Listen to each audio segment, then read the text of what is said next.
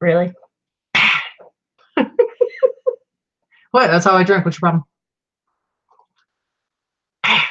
Rude.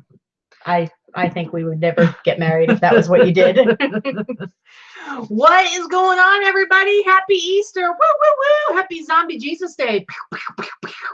Happy Easter. Happy Passover.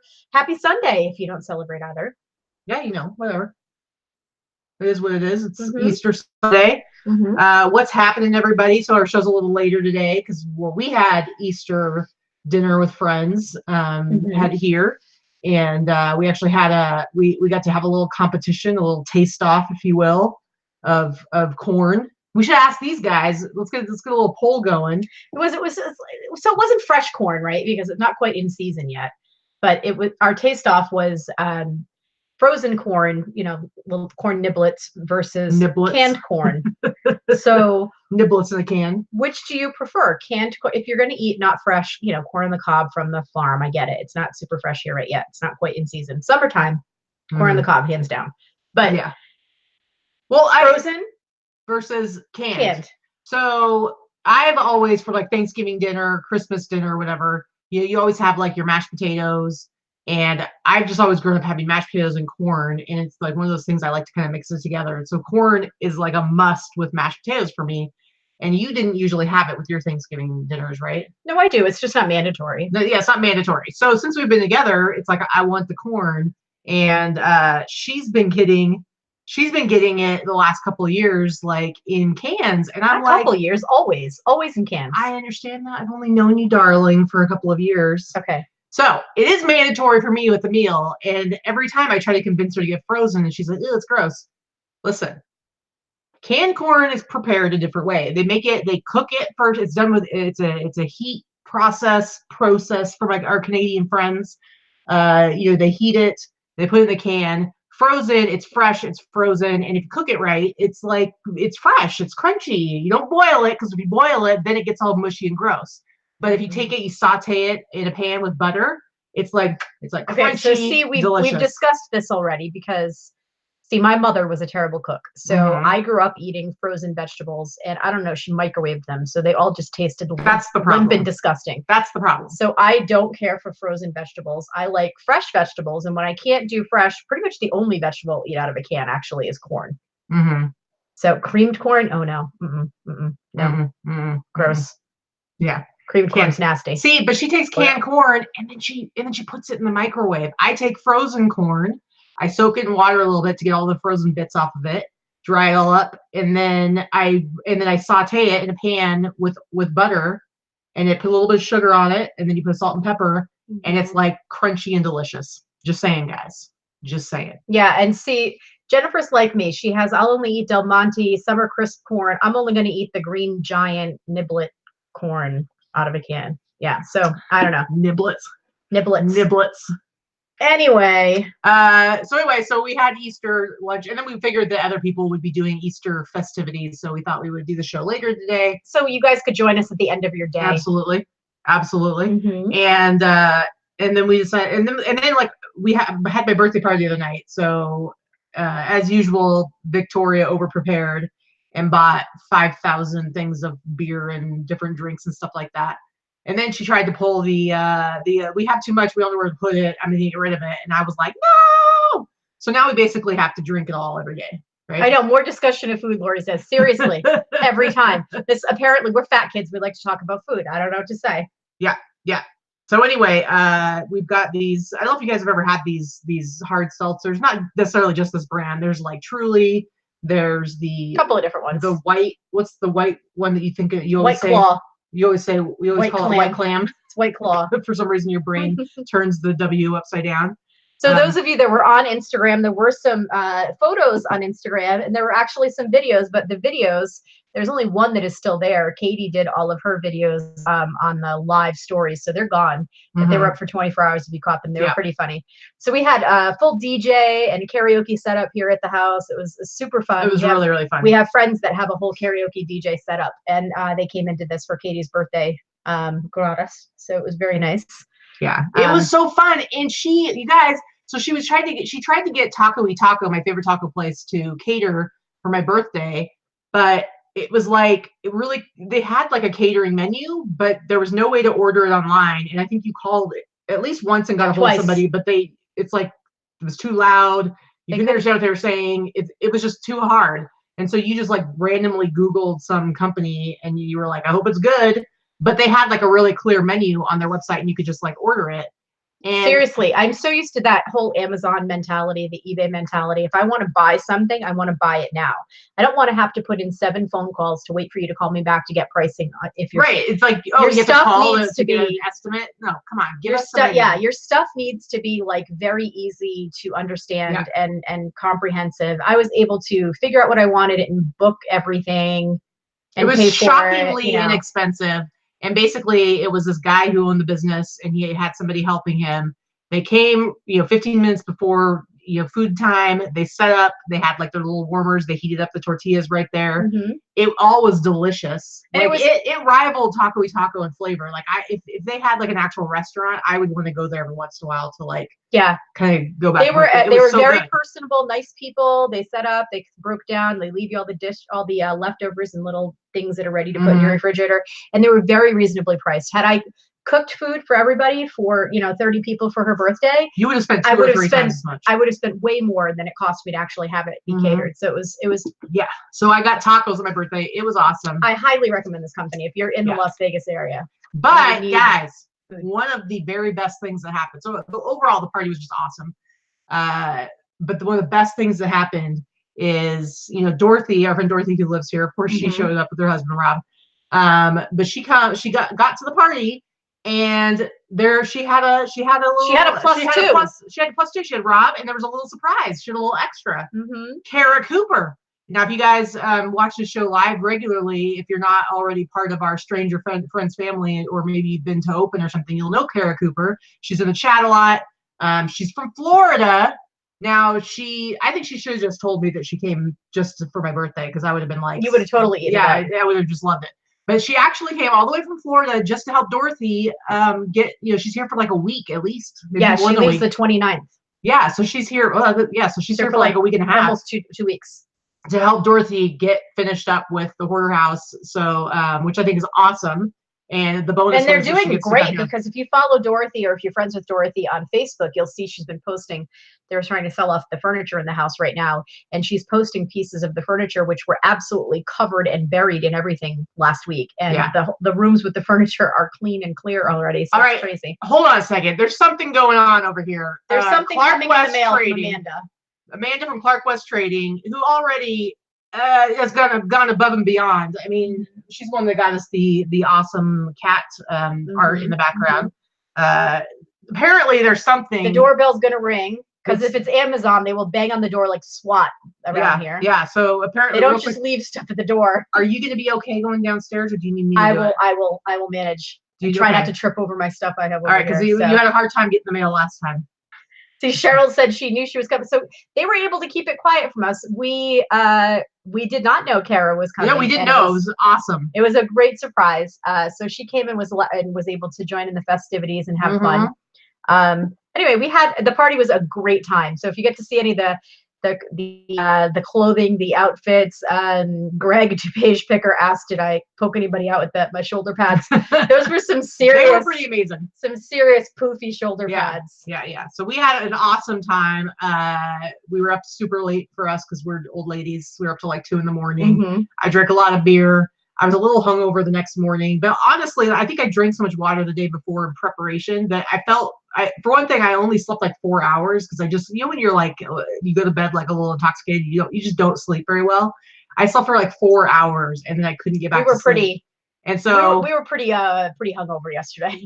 In the morning, All right, now I've got to go to the door. They're saying it was delivered. Okay, keep talking. Oh, apparently they're not going to ring the doorbell. Anyway, somehow I rallied after the yesterday morning, and I was still able to get a bunch of work done. So, anyway, Martha wants to know, how do you know how the SWAT team knocks? I shall not reveal. Is there something out there? Oh, there's something here, you guys. I don't know what this is going to be. Amanda's pretty good with the surprises. What is it? I don't know.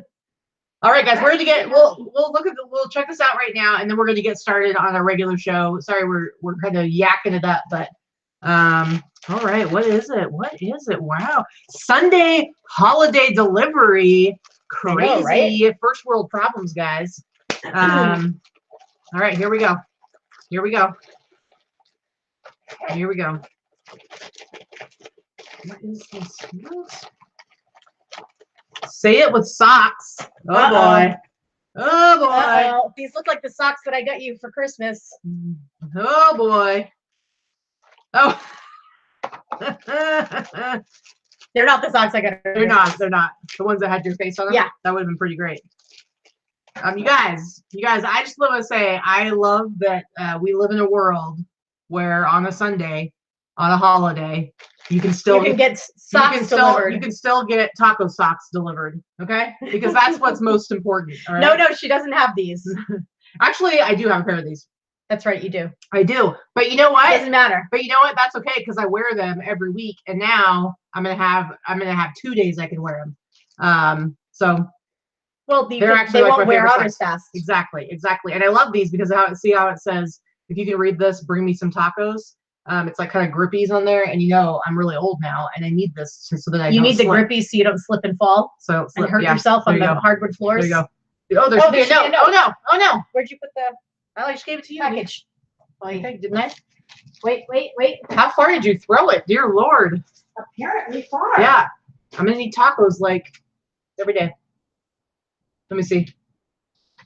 What does the note say? It says, happy birthday, Katie. Welcome to your 40s. They aren't so bad. There's another gift coming separately, but it wouldn't allow me to put in a note. Hint, it's lime flavored. Your stranger friend, Amanda Clark. Thank you, Amanda. These are awesome. I really do love these socks. So, all right. Thank you very much. They're super cute. That was nice. Very, very nice. What else did we get in the mail today? Not today. What did you get in the mail for your birthday from Mo? Oh, well, we'll get to that on my haul part. Oh, okay. Because it's actually something amazing for me to sell.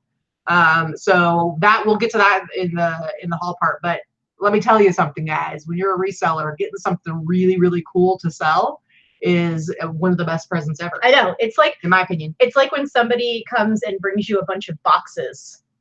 Mm-hmm. Like they're like, hey, like I have a friend that is an Amazon person that now I know what to get you for your birthday. Yeah, right. She ordered a bunch from Amazon. She's like, hey, I have a trunk full of boxes to drop off. I'm like, oh, it's Christmas. Yep, pretty much. All right, guys. So let's get to our numbers. You're gonna notice our little number sheet is looking a little bit different. Teresa, our numbers resident numbers geek. Yeah, she wasn't satisfied with the old one that she created for us, and so she kind of redid it, updated it. It's got a little bit more information in it. Somehow managed to still keep it on one page, which I'm very impressed with.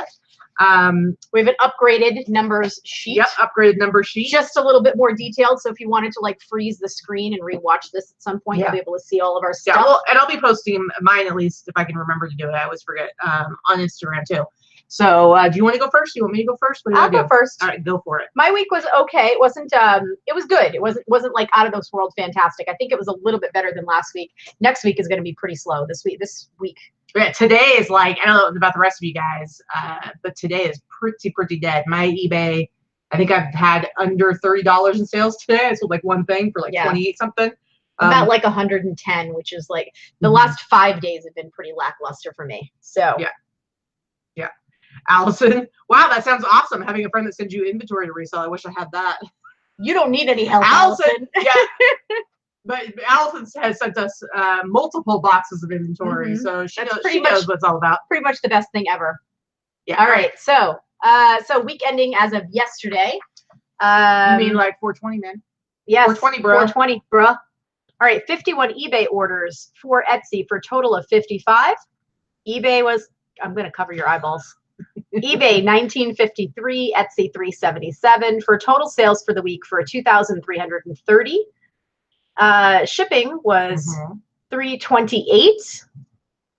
Promoted listing fees $41.89. eBay final value fees, which includes the promoting listing fee, of $234. I didn't read that right backwards. Yeah. And Etsy fees of $33 for total cost of $636. Let's see. So my cost of goods was $176. Total net sales after costs $15.17. Average sale price $42.36. A little up from last week. Still not quite as high as I like it. But then this is a thing.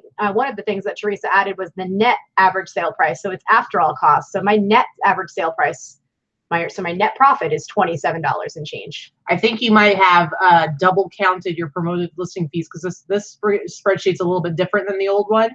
I didn't fill this one out though. You did. Right, out of the old numbers that you gave me. So I think that I made a mistake because I forgot that that's how we do it. So anyway, assume that your total is $40 more. Okay. Not that it really matters that much. Anyway, see, we got some numbers people there that are pretty excited about the new sheet. All right, here's mine. My sales are down a little bit from last week, but you'll see that Etsy has been hopping for me, for Etsy anyway. So eBay 33 outgoing orders, Etsy 14 outgoing orders for a total of 47. My eBay gross, not super great. I think down from last week, $1,400.25. My eBay, guys, I almost broke through 1,000 in 1 week. I think that might be my best week ever on Etsy. So Etsy gross sales, $954.40. So my total gross ended up being $2,354.65. My shipping, this is what's crazy. Vicky's shipping was exactly $3.28, or that's what she rounded it to, and mine is $3.28.02. Weird. Yep. My promoted listing fees, $115.67. That's eBay and Etsy's promoted listing fees. My eBay final value fees, $168.03.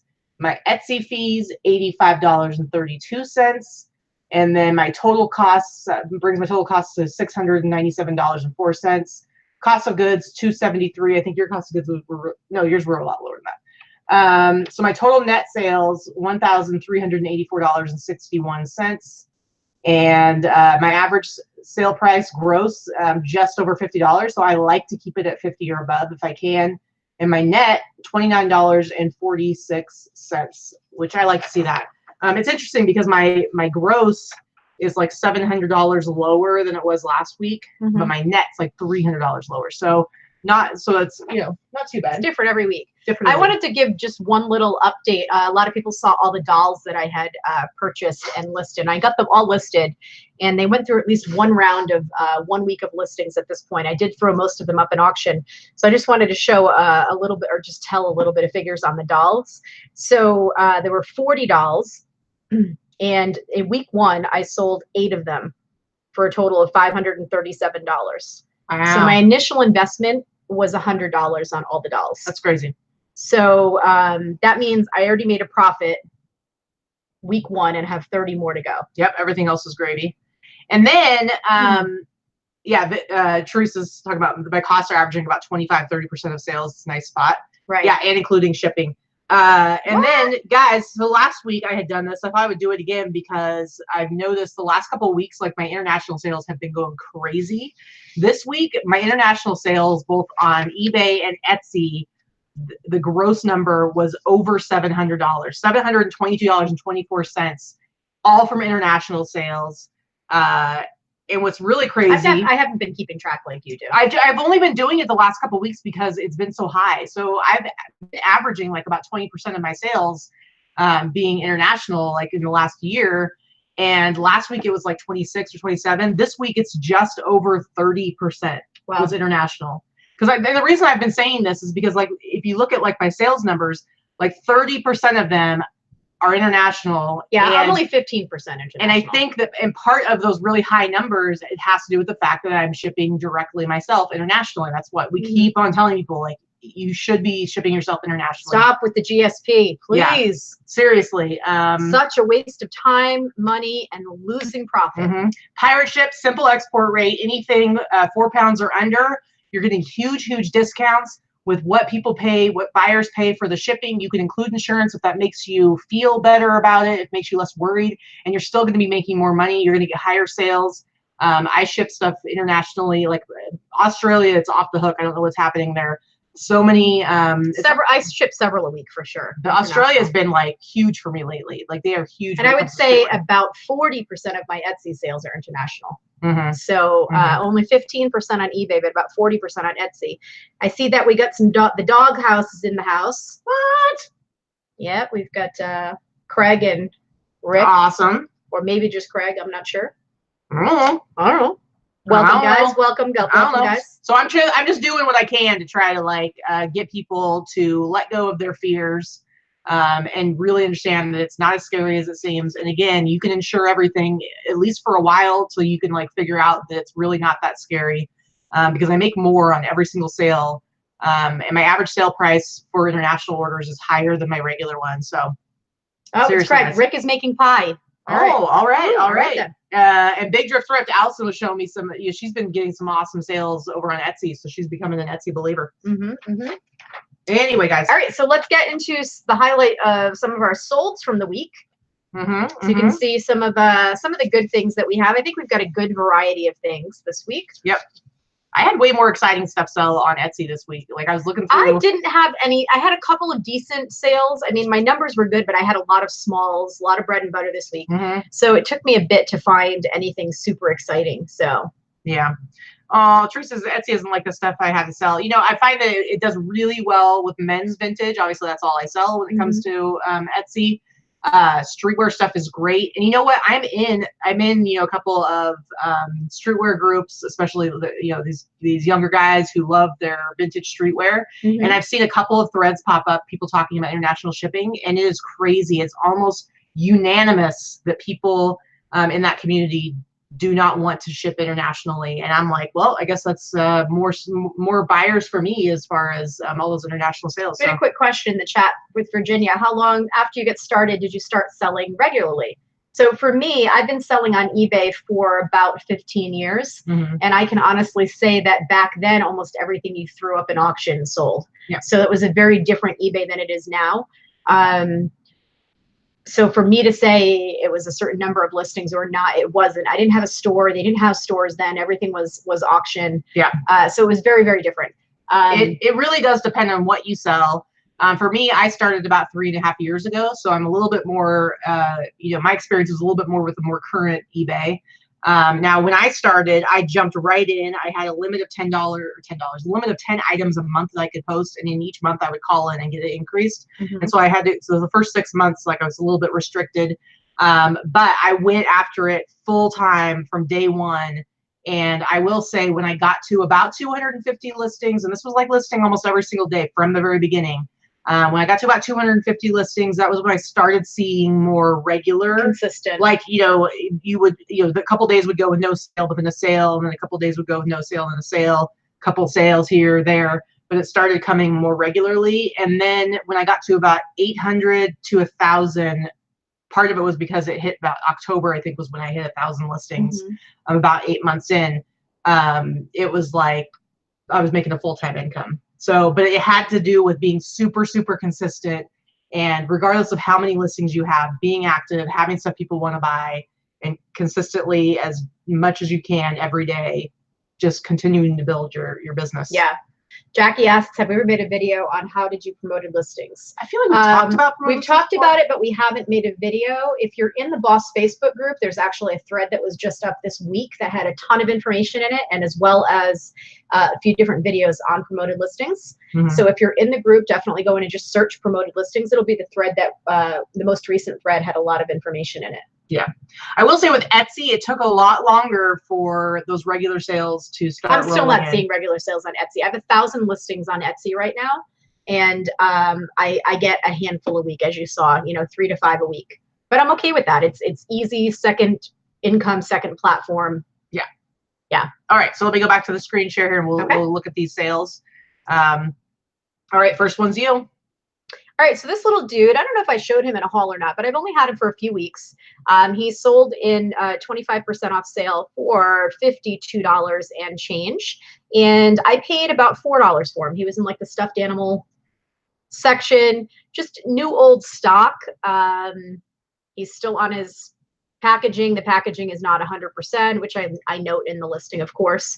No, this was a dog that was like, he was a cartoon character. No, it wasn't a cartoon. Well, he wasn't a cartoon. He was a real dog that was a kids' TV show. It was on called Wishbone, and it's from the 90s. My daughter used to actually watch it, right? So my daughter was born in 93. It was on PBS. Yes, that's what it was. Anyway, super cute. Yeah. I only would like go back to like historical times, and he'd wear little outfits and stuff. It was very much like exactly. It was really fun. So it was like $3 or $4. Mm-hmm. He was the cutest little dog. All right, mine.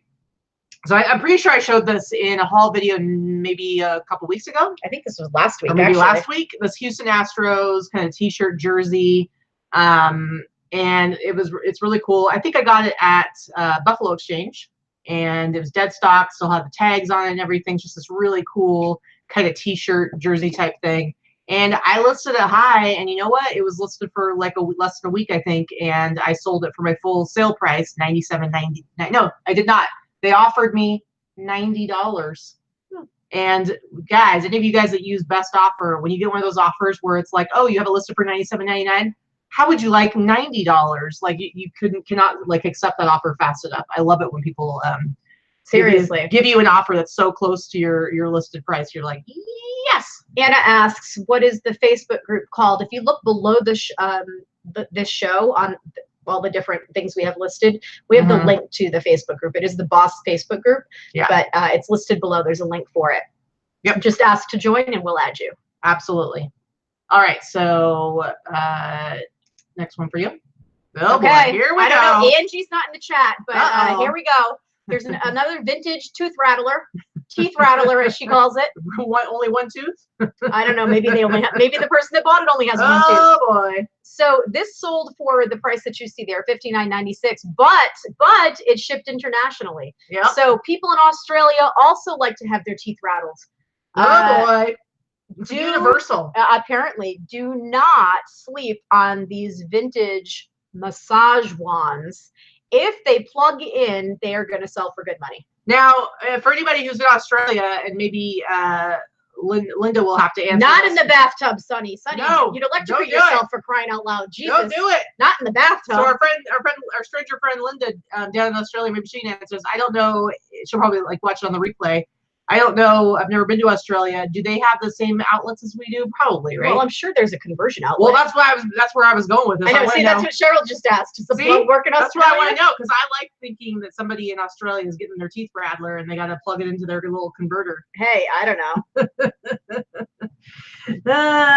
Okay, more needful things. I do use pirate ship, but I have my policy set up as calculated worldwide USPS priority. No, you do not want that. Okay. Priority, you only want to be using for anything that's over 4 pounds. Anything that ships, anything that you are selling that's 4 pounds or lighter, you want to have at least the option. Your first option should be calculated shipping, first class international. And if you want to add priority on top of that, that's fine. But for one thing, I can pretty much guarantee you it's probably not going to make it any faster with priority. Maybe it will, probably not. It costs a bunch more, and the simple export rate on pirate ship is only going to give you that huge discount on first class international. And so you're kind of you're hurting yourself, and you're charging people too much money. So no, I did not add a video showing it working. Not usage. Oh yeah. No, Craig, I did not. Inappropriate. It is Easter Sunday, okay? It's a holy day. Yeah. Virginia says I'm an awesome singer and that I rock.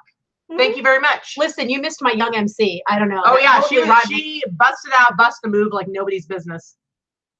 It was a pretty sweet performance. I'm sorry you missed it. If you caught it, I'm also sorry you caught it. Yeah. That was awesome. All right, so my next one. So I've been talking about this style of Nike hoodie, and the reason I wanted to show it is, again, guys, this thing is faded. It's got stains all over it. But this particular Nike hoodie, any color really, that has like the little swoosh right in the center. And there's actually another one where it's a little bit smaller of a swoosh, and it's a little tiny bit lower, but it's kind of centered one. People are all over it because the rapper Travis Scott is in pictures wearing a similar one. And so you can actually like sell it for quite a bit. I took an offer for $45. I actually had originally sold it to somebody in the UK for $50 until they realized how much it was going to be to ship, and they decided to cancel their sale. But yeah, I took it off for 45 for an old, faded, stained hoodie that I washed literally 3 times to try and get that stain out. Somebody was eating tacos and wiping their mouth on that sweatshirt. I don't even know.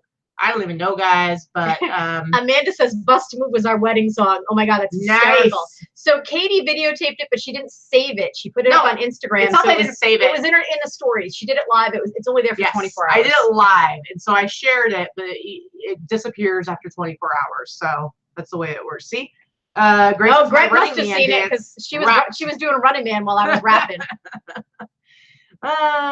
Anyway, all right, next one for you. So I sold this purse. I took an offer for $75 because it was going to California, and it's super heavy and would not fit in a padded flat rate mailer. So it did have to go in a double mailer, actually, because I wanted it to be protected because it's really heavy and thick. It's a really nice handbag, but I took it off for $75 and it shipped for $7 and change. Very, very and I believe I paid about $3 for this at one of our super secret big honey hole places. Yeah. Well, we have the super secret honey hole where we both found some really good stuff, but what we've discovered is that they pretty much they don't get restocked regularly because of the type of store that it is. So every week they've been like, oh, I think this week we're getting a new shipment. So who knows? I think it's a front. I don't know what the deal is. It is a little bit of a weird. It's a little sketch. It's a little sketchy, but I'm still holding out that they'll come up with something good. Anyway.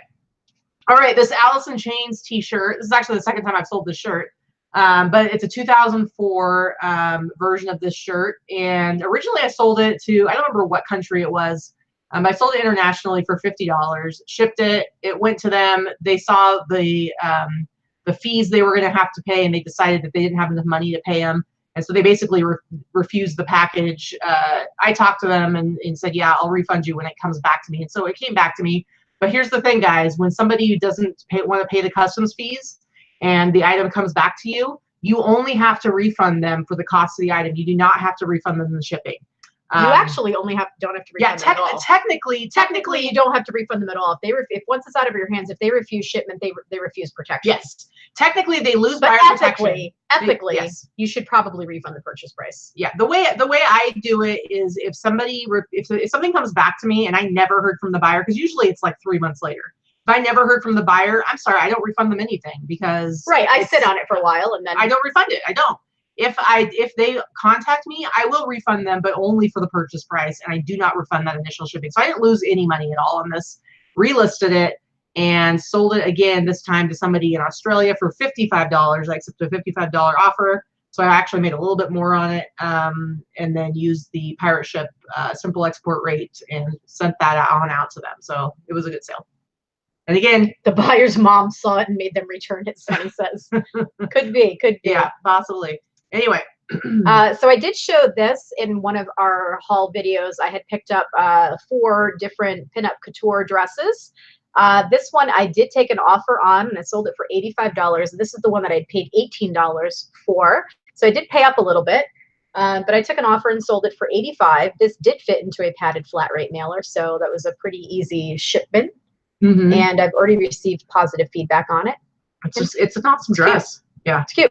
I love all of these dresses. Unfortunately, they're smalls. If they were bigger sizes, I would have sold all of them out by now, especially because Viva was this weekend. Oh yeah, for sure. I would have sold them on the retro site that I'm on, that I did put them on, but because they're small and extra small, they're a little bit of a harder sell.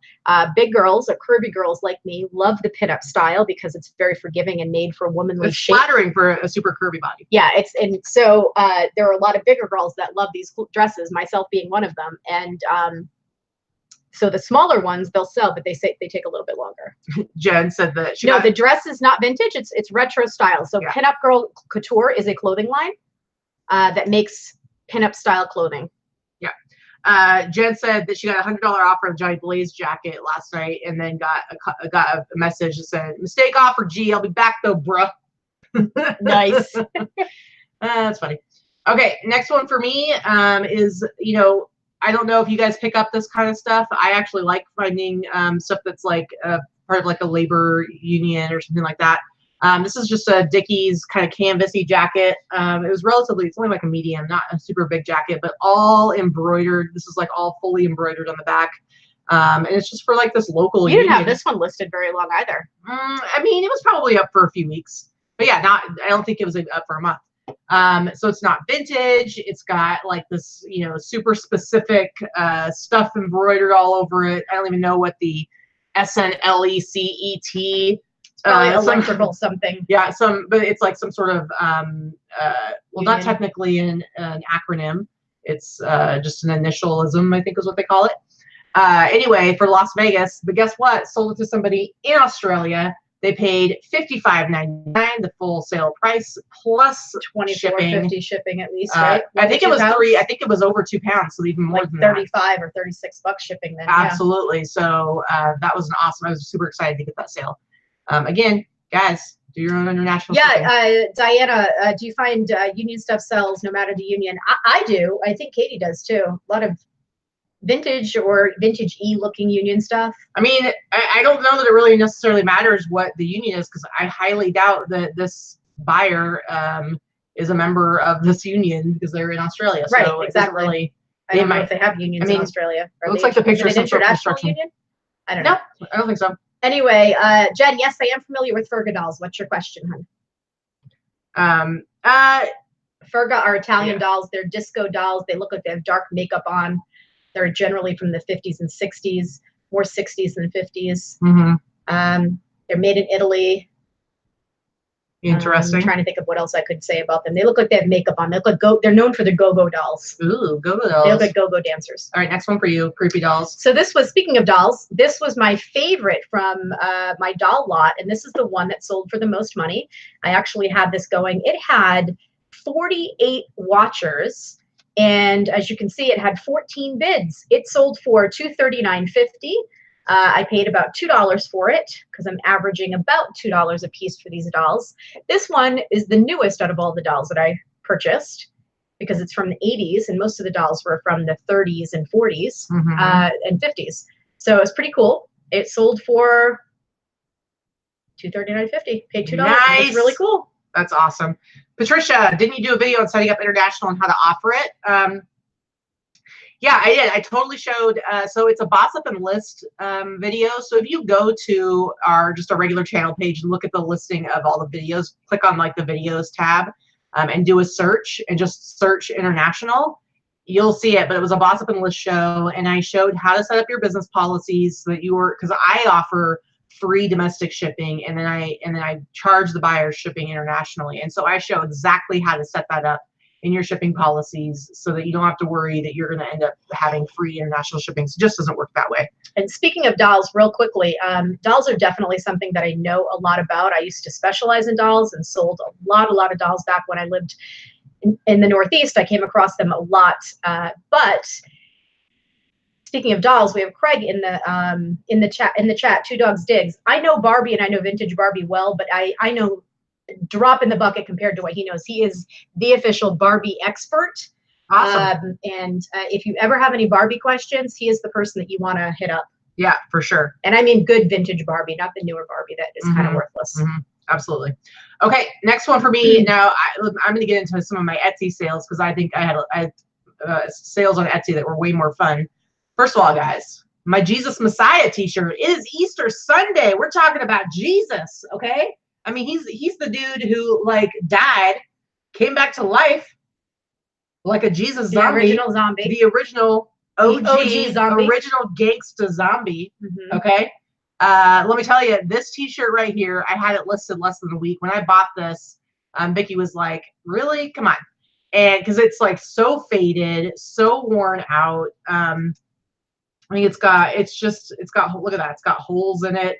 It is just threadbare. It's a great vintage t-shirt. And that's the thing. I was like, hey, listen, Christians, they want to be cool too. They want to be hip to the times. They want to be wearing their vintage t-shirts. But they got to have their little Jesus twist to it. And so less than a week, I sold this. Let's go ahead. We're going to go check Flipper Tools to see what I sold it for. So if you guys aren't using Flipper Tools, you totally should. It was created by, it's free. It was created by another eBay seller, a fellow eBay seller, a fellow boss member, Josh. And so this is it's just a great way to go and look at. You can look at sold stuff on eBay that like offers and stuff, but it's great for this. $47.99 plus shipping. It was domestic, so it was free shipping. This Jesus Messiah just absolutely destroyed. I think I actually have it like in my listing says pre-owned, faded, worn, destroyed, distressed, holes, paper thin, soft vintage. I mean, I laid it all out, guys, and I sold it for $48. It's crazy. I'm telling you. I don't get it. Yeah, well, they want to be cool too, okay? Apparently. Yeah, seriously. All right, you. Okay, so this actually, I took an offer. This is one of those, oh, someone sends you a reasonable offer and you want to accept it immediately. So I've had this listed for probably about 6 months or so. I paid $25 for this. I bought this at Zia Records, and I knew that it was a good book, and I knew it was going to take a bit to sell. So I got an offer for $100 on it. It was on sale for $112, and somebody offered $100, and I'm like, well, yes, that's a very reasonable best offer. Mm-hmm. So like I said, I paid up for it a little bit, but sold for $100 finally this week. Shipped media mail in a nice box. Very, very cool. It's a huge book, weighs about 7 pounds. Allison says that she's waiting for the 90s Jesus skiing t-shirt. I've seen some of the prototypes. They're pretty funny. No, she's talking about like finding one in the wild, like a real one. But you know what? I told Allison, I'm like, you got to design some retro 90s Jesus action shot skiing t-shirts, and people will buy those up. So she's working on it. Mm-hmm. Put those on your Amazon store. All I know, Allison, is I will gladly wear one. I will support you. I will put up the link and direct people to go buy them from you, because I'm looking forward to the Jesus skiing. That's a bit 90s. much. You shut your mouth, okay? Okay? You clearly don't know what's cool. So I was speaking of the doghouse over here. I was watching Craig and Rick earlier today. They were doing a little Sunday live haul themselves, and I was only able to catch part of it because our guests came for dinner. But I have to say, the two of them, Rick was on camera, which is rare. So the two of them together are very similar to Katie and I, but the male version of a couple. It's pretty funny. So yeah. Craig and Katie are both the crazy, goofy, louder ones, where Rick and I are both like rolling our eyes. Yeah. You guys are the straight men, for lack of a better term. Yeah. That in the world of comedy duos, you have to have your ridiculous, silly one, and then you have to have the straight man. Seriously. So anyway. All right. So next one for me, back to Etsy. This awesome boxing t-shirt. I actually got this from Barry. Craig says, what? How dare you? Okay, so this is a boxing t-shirt I bought from Barry, Afro Vintage on Instagram, and I don't remember exactly what I paid for it. I think it was $20. I'd have to go back and see that sourcing video, but I'm pretty sure I paid $20 for this t-shirt. Tops $25. This is, again, look at how worn this is. Look at how faded it is. It doesn't have the tag on it, but it's single stitch. And it says right here, 1995. This is just a fight t-shirt. And I say, yeah, pre-owned, worn, faded. And so let's see what this sold for. Now, this was an international sale. This particular one went to Switzerland. We're going to go over here to Flipper Tools. And I sold it for $99.99. I sold this t-shirt for $100, and it went to Switzerland. So they paid like $23.50 for shipping. Got my label over on Pirate Ship. And again, had I sold this domestically, I would have had to pay out of pocket for the shipping, because I do free shipping. So yet again, international sale comes in, makes me some more money, puts more money in my pocket. So it's definitely the way to go. But super cool boxing t-shirt. Let's see. Next one for you. Now we're gonna head on over to your Etsy. Yep, this is my decent Etsy sale for the week. This is a rug. That border wasn't done, like latch hook rug. This came from a storage unit. I paid nothing for this. It's been in my store for well over a year and a half, but I paid nothing for it. So what the heck? It just sat there. So this sold, like I said, I have zero money invested in it. And it sold for... Oh, sorry, I'm slacking. I was looking at the pictures. Jeez. I was enjoying the pictures. Stop being mean to me. All right, let's see. It sold for $109.95. It did weigh a good 8 pounds or so, but it shipped to the buyer paid shipping, so they paid $15 flat shipping. It really cost me $8 and change to ship it because it shipped one state over to Arizona. Yeah, is it stained? No, it's not stained. That might be just the fold in it. Yeah, I think that's just the fold. Looks good. All right, and the last sale goes to me. Now this is just really cool. I showed this in a haul video a few weeks ago. We had gone to a special, it was like Buffalo Exchange's 45th anniversary, which I still can't believe they've been around for 45 years. We went in for the special sale because they hoodwinked me. They told me, somebody who told me about the sale said that they'd been holding back all these awesome vintage t-shirts, and they said they had some really cool band t-shirts, and I got there, and one of the other managers had like gone ahead and sold the band t-shirts to somebody else like a couple days earlier. And I was like, seriously, come on. So I only got a couple of t-shirts, but I saw this, they had like this couple of special racks up front. And I saw this, and it's, you know, kind of reminded me of like a Pendleton jacket. I thought it was really cool because it's got like the skier guy on it, and it didn't even have a tag on it. It just had, I mean, it had this little tag that just showed like, you know, the contents of it, but it didn't have like a brand tag, right? So, and because it didn't have a brand, they had it priced super low. Like I remember it was something like $21. I thought it was like $18. Yeah, maybe $18. It was like $20, which I thought was crazy cheap because it's just a really cool jacket. So, sold this puppy. Wait till you see this, you guys, because I really didn't pay very much for it. Let's see what I sold it for. Busted on over here to Flipper Tools. And $150. This jacket went to Finland. I sold this for $150. As you could probably tell, it's pretty heavy because I had like, you know, a bunch of leather and everything on it. So I sold it for $150. They paid like another almost $40 to ship it, but it was under 4 pounds. So I was able to use the Simple Export Rate program on PirateShip.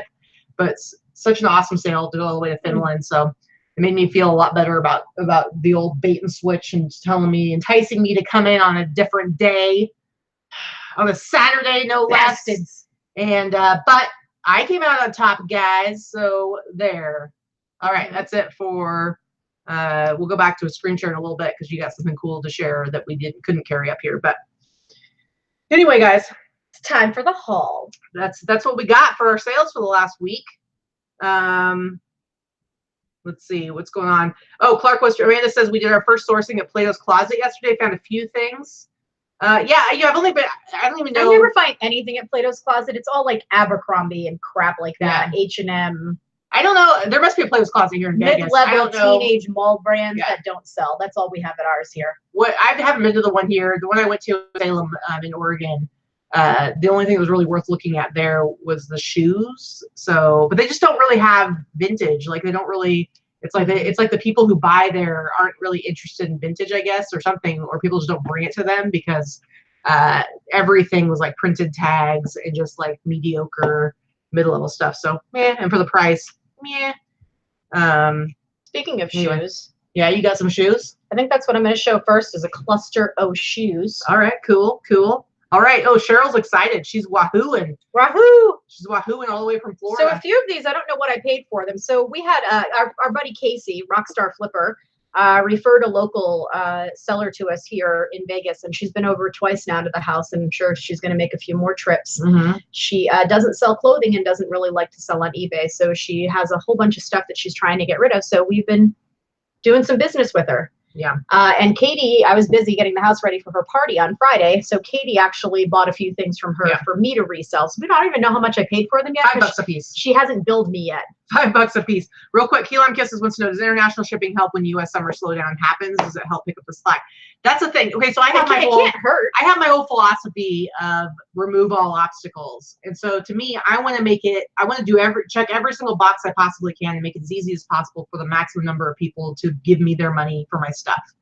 And so part of that's part of why I say do your own international shipping, because it lowers it lowers the cost to buyers.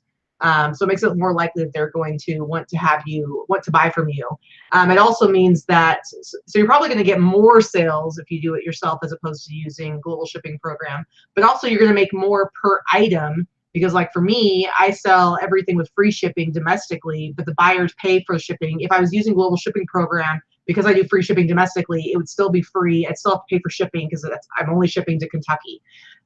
So all that stuff adds up. Like it may not completely offset it, but like now this will be the first summer that I have a fully functional, fully stocked Etsy store. So I'm really curious to see what's going to happen with our sales this summer, particularly with Etsy, but international for sure. It adds more to your bottom line. Okay, go ahead. Sorry, I went on a tangent. All right. Went on a tangent. Always. Okay. I just tune her out now. Now, you day one. True. True. All right. So apparently I paid $5 for these shoes. These are Brooks Brothers. So most of you have heard of that name, right? So Brooks Brothers, fine men's clothing, made in Italy. These great suede men's driving loafers. And they're in excellent shape. They definitely have a little bit of, they've been worn, but you can't tell. So $5. I think I should sell these for about 75 to 100. Nice. Yeah, I saw those and I'm like, those are definitely Vicky shoes. She likes stuff like that. The other thing that we picked up, $5. These are Nike ACG. So what is that? All climate gear, I think it's called. Gear or something like that. So these are like new. If you look at the bottom of these things, it looks like they've never been worn. Maybe the guy wore them to get the mail across the street. So these are very popular right now, especially this time of the year, heading into summer and outdoorsy type of stuff.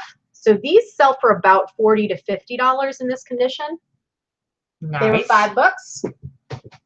I don't think those have been worn at all. These have not been worn. These are new. These are new without box. So these are just Timberlands. I haven't actually looked these up, so I'm not too sure what they sell for, but I'm guessing somewhere in the $30 to $40 range. They're a good size. They're like brand new. These are going to be, I'm going to sell these as new without box for sure. There's absolutely not even a speck of dust on them. So these were $5 as well. Again, these hiking, outdoorsy, all-weather type of sandals are very popular. Teresa wants to know if that guy who barely wore those shoes only wore them to the post office or to get the mail. She wants to know, did he whine about it? He probably did, because our mailboxes are not on our damn houses. Yep. Lisa says that she made her first Etsy sale this week. She hasn't even looked at how you get paid. Is it through a bank account? Yeah, you should have set up your payments account. So I think you had to do that to get started. So yeah, so you might want to go in and check. If you're on, in the screen where you list and everything, there's a thing on the side that says like finances or whatever. You can go and see your payment account. You need to make sure you have it set up, because basically what it is once you ship it, I think it sometimes takes a little bit longer when you're first starting out. Like you have to hit a certain threshold and then they'll send it to your bank account. But I have it now where it's like basically the next day it gets sent to me through my bank account. So, all right. So these are the old reliable Dansko shoes. These are in excellent condition. Dansko Mary Jeans. Nice. Nice leather. They're in great shape on the bottom. Of course, do the twist test. I was going to say, have you done the twist test? Because they are made to, they tend to crumble in the heat. They dry out. But Goodwill must have been sleeping, because honestly, Goodwill prices have been a little bit ridiculous lately. Oh, it's upside down. Sorry. They were only $5.99. $5.99. What? So these will probably sell for about $60 as well. Those are cool. You're serious about your shoes over here. I know, right? So this is another pair of lightly used, if used at all. Another pair. A little bit, but yeah. These are a pair of climbing shoes. So these are sporty climbing shoes. Look these up real quick. I did pay $5 for these, actually. Same lady. I bought these. This was her first trip to us. And this is a brand called, I think Equinox is the model, and Boreal is the brand. And these sell for about $100. Katie looked these up. So I don't remember. This is my last pair of shoes I'm going to talk about. So one of the things that you want to look for, not all vintage shoes are worth buying, but some are. And one of the brands that is worth buying, especially with men's shoes, is Vintage Florsheim.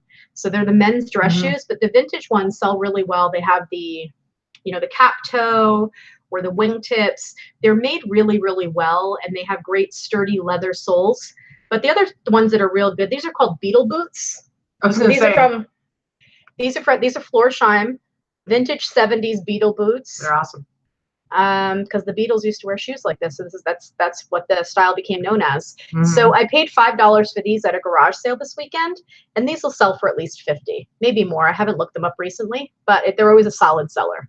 As long as the zipper works well and the sole isn't still in great shape, you'll do well with them. Very, very nice. Cheryl, I completely agree with you. Informed delivery, the best. It's like you sign up for it for free through the post office, and basically every day you get an email with all the pictures of your mail. So you can see if you have an important, like a check coming in the mail or something that you're really waiting for, you can see if it shows up. And then maybe if it's just a bunch of junk mail, you're like, I don't need to go get the mail today. I'll let it sit there till tomorrow.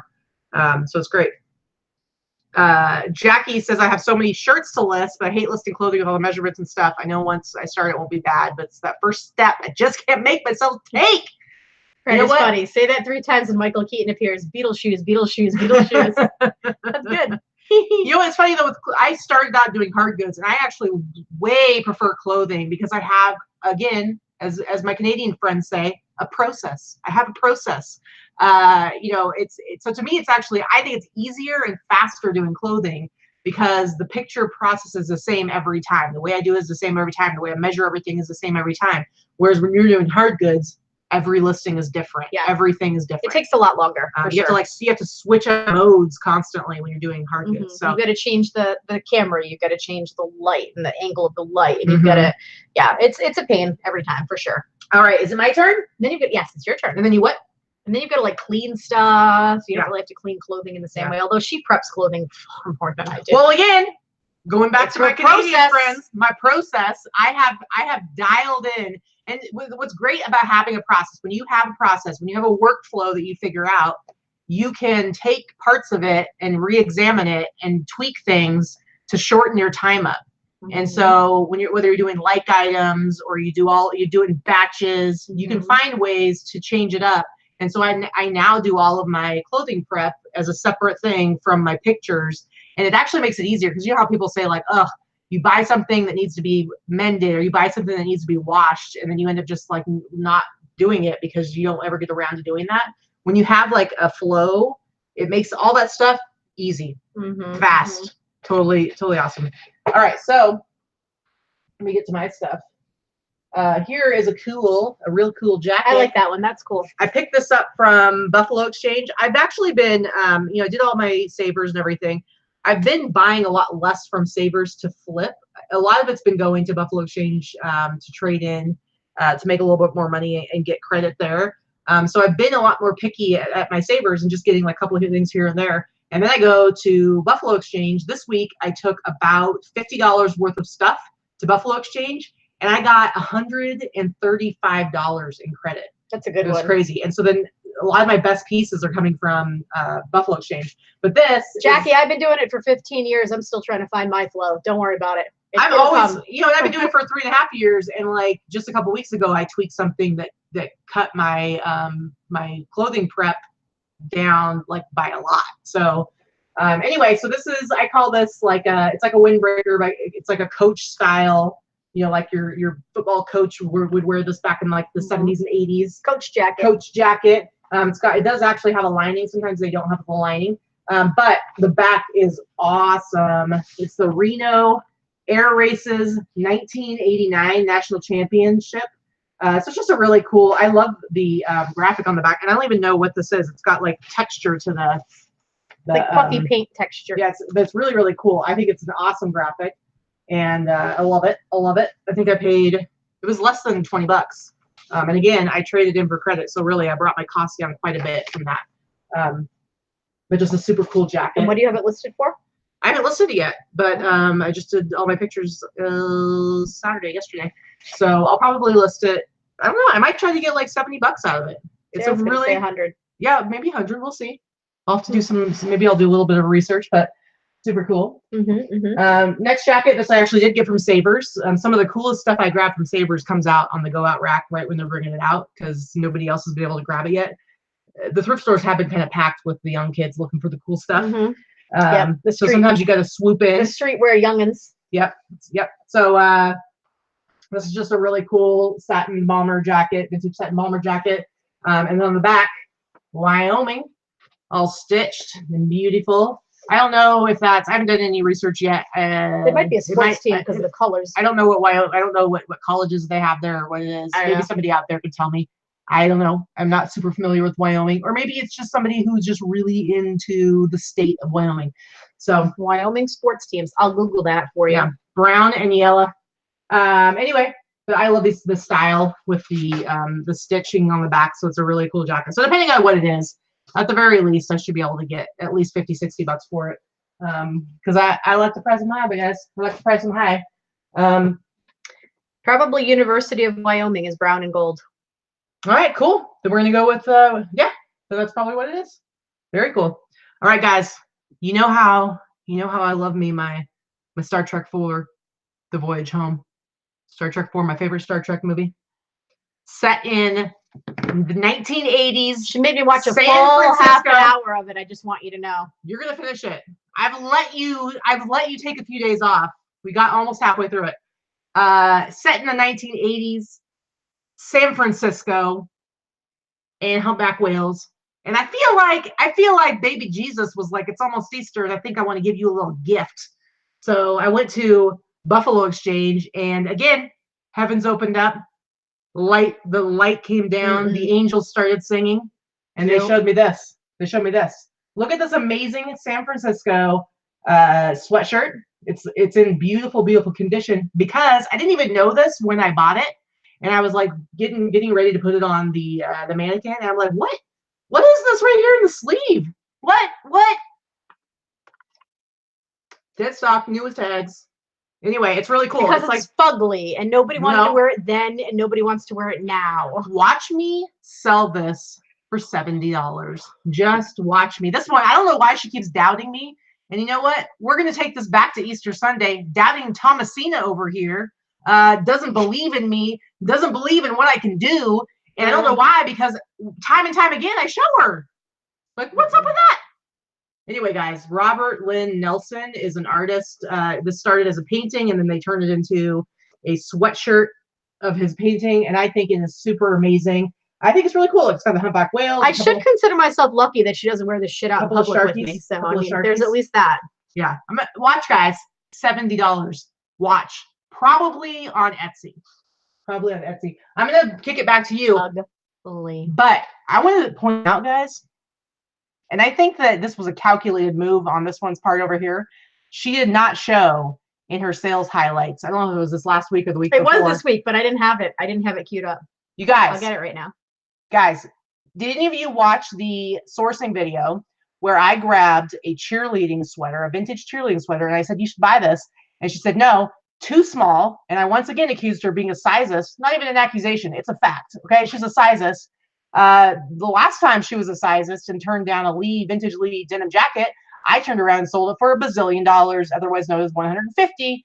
And this time, bazillion, otherwise known as 150. Yes, this time it was a vintage cheerleading junior high school, really tiny little sweater. I think you may have had it listed for less than a week. I had it listed for a day. She had it listed for a day, you guys. A day. This was it. Yeah. How much did you sell it for? And she just forgot to show it in her sale highlights. She just forgot. How much? $50. $50 she sold that for. It was priced at like $5.99. No, it was $3.99. It was priced at $3.99. So she bought for $3. It was 25% off. Again, didn't want to believe in me. Only said okay because of how cheap it was, and then sold it in less than a day. Probably could have sold it for more. Are you going to believe me next time? Well, you don't with my San Francisco sweatshirt. So rude. So rude. Get on with it. Show us what you got. Guys, it's exhausting. I just want you to know. It's whatever. I need a nap.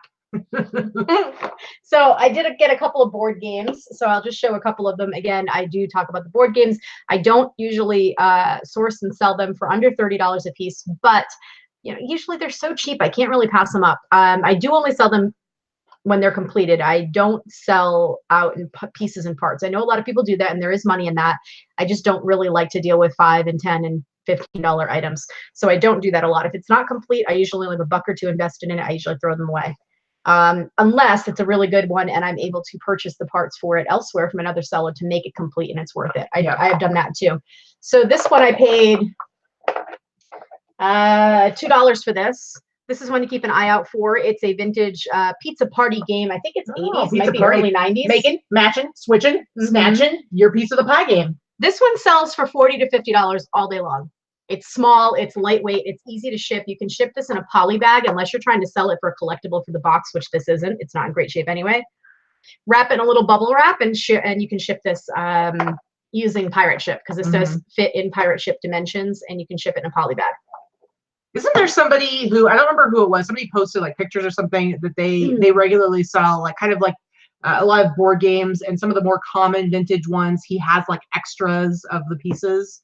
And so whenever something comes up, I didn't see that, but that's smart. Yeah, because it's just because, like, for instance, I do have a box that I do have some things like certain like dice. I have extra dice. I have extra tokens, like movers. You know, like, some of the basic stuff. But like, there's some games like Mystery Date or What's the Mall Madness or whatever stuff like that you come across all the time, and sometimes they have missing pieces. So it's kind of interesting. So this is another one that I picked up, and this one was a little bit more. I paid $4. Sorry, $4 for this one. Actually, $3.50. This is one called Atmosphere. It looks cool. This one sells. I don't know if it's complete or not. I haven't looked into that yet. But if it's complete, this one will sell for $50 or so. This is a good one to keep an eye out for. It looked fairly complete on my quick perusal, but when I go to list it, obviously I'll check to be sure. This is a game made by Mattel, and there are a couple of different versions, but this is one of the older ones. So this sells for about $50. Yeah. Sunny, the pizza game does not come with cheese because it is targeted to vegans. So, you know. You got any more? That's all I have for those. Okay. Do you want me to show a couple of mine? Yeah. Okay. I basically have 3 more things, like grouping of things to show. Yeah. So. I got a couple more sweatshirts. This is another one I got from Buffalo Exchange. Just a really nice, super nice condition, like barely worn. It's a Jerseys t-shirt. I'll show you right here. So it's probably from the 90s, could be late 80s. That tag was used like in the late 80s, 90s. But it's just a really cool Wisconsin Badgers sweatshirt. I do really well with these. I love this. I love all the sports stuff. I love the college sports stuff. It's great, you know, because everybody, especially when it's like just before a new year, the college and all the kids are going off to school, you know that they're either them or their parents or whoever wants to buy all kinds of stuff, and you know, vintage is cool. So just a great sweatshirt. I always find tons of this kind of stuff at Buffalo Exchange. So I think this was like $14. So again, I'm paying up when I go to Buffalo, but I always have trade credit there. This one, another Buffalo, and this is in great condition. Almost, it's not new, but it looks just awesome. Now this is another example. I've talked about this before. So this brand is Lee. Now Lee, I believe, was a Kmart brand, wasn't it? It certainly was more recently. Yeah. So, but you know, I know a lot of people who buy, people who are very knowledgeable when it comes to vintage streetwear and stuff like that. And I know a lot of people who kind of poo-poo the Lee brand, the Lee Sports. And a lot of the stuff is a little bit more boring. Say Lee and the good band. Yeah, but some people they don't really think it's that valuable. But you know, I've sold so much of it, and it really depends on what the graphic is. And this in particular is specific 1993 Western Conference champions. It's a great red color. Red is super popular right now as far as colors go. And so it's just it's vibrant graphics. You know, again, I think I paid like $12 to $14 for this. I'll definitely sell this it'll probably be at the $47.99 price point. That I do on Etsy. And so, yeah, great sweatshirt. I love it. I love this stuff. They're Leesists, Greg says. Yeah, it's true. Absolutely true. Absolutely true. But again, yeah, I don't care if it's Lee, because it's like everybody's got in their mind, they're like, oh, it's all about starter. It's all about starter. It's all about, you know, some of these brands that are out there, or like when it comes to t-shirts, screen stars. But if it's a Lee shirt or sweatshirt and it's got an awesome graphic, I don't really care. I can still sell it. Doesn't matter. Does not matter. Jump Jones asked how much shipping on the Atmosphere. I'm probably not going to do free shipping on that because that's a big, heavy one. It's kind of like Mall Madness. It's as big as the Mall Madness game. So it probably weighs a good 5 to 6 pounds.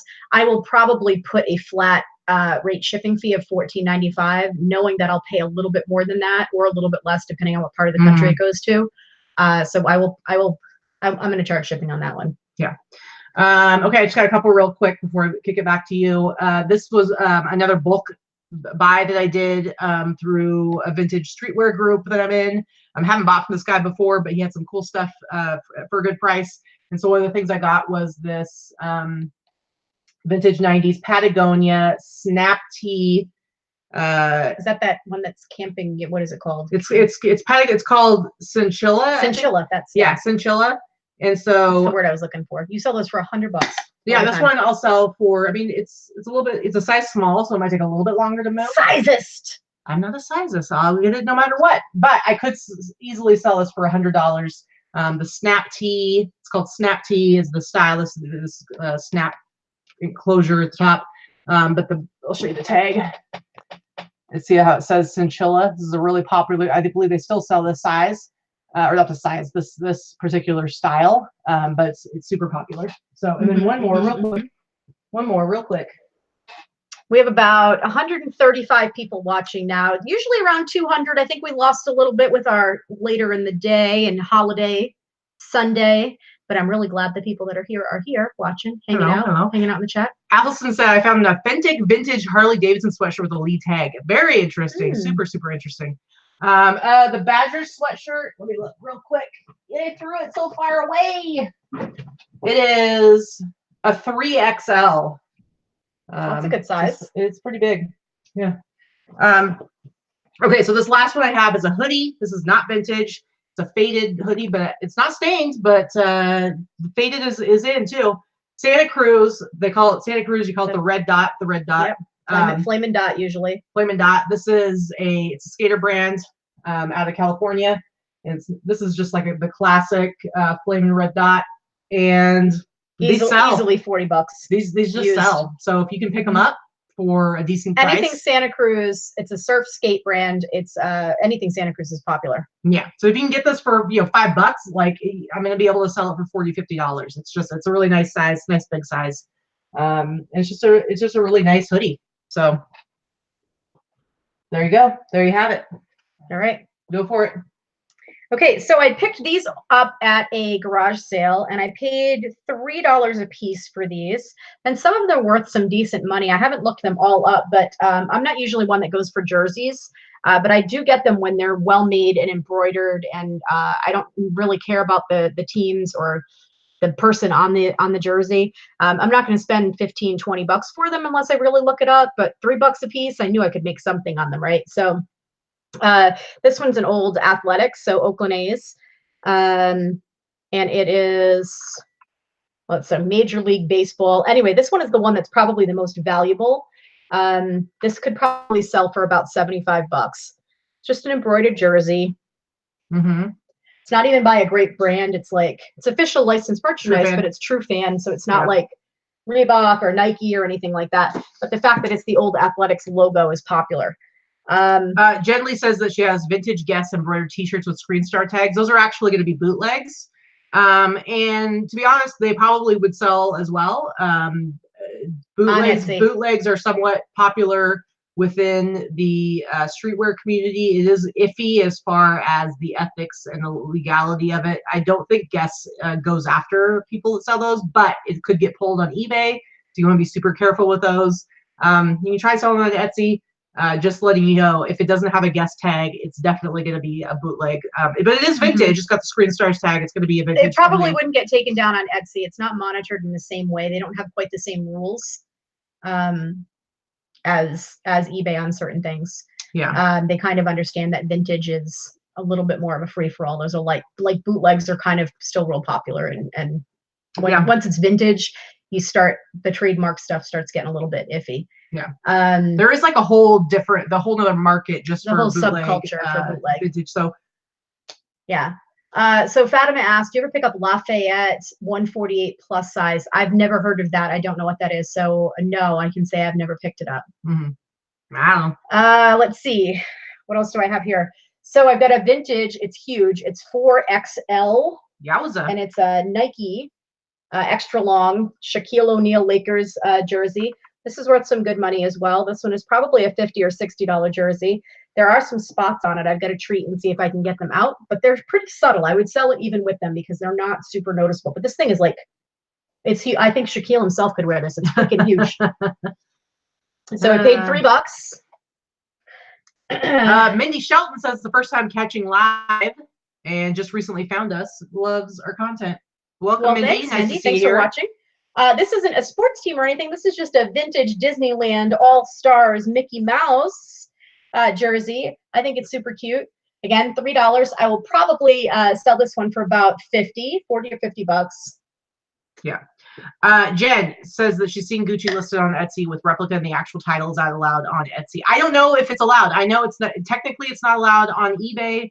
But if you search bootleg Gucci on eBay, people have listings where they say bootleg, they say bootleg, not legal, against the rules. They don't take down everything. So just because you see it listed there doesn't mean that it's okay. Yeah, I will be real careful. Sorry, I will probably list high on the Lakers jersey. I haven't done comps, mind you.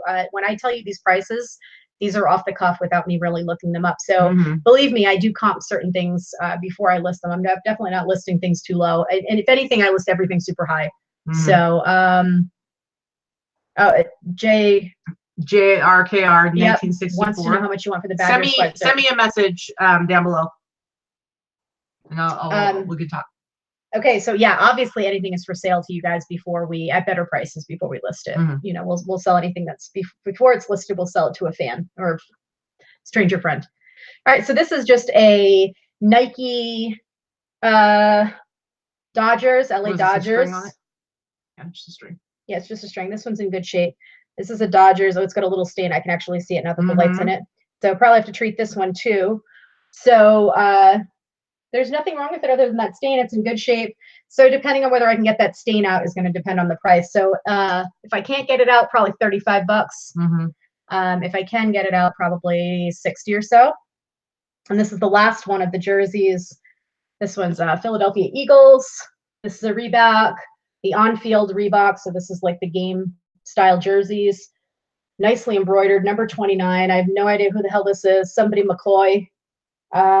And again, I don't know how much this is going to go for. It depends on the popularity of this particular player. But minimum 40 to who knows. Depends on how popular he is. Again, paid $3. That one's in good shape. No stains on that one. Very good, very good.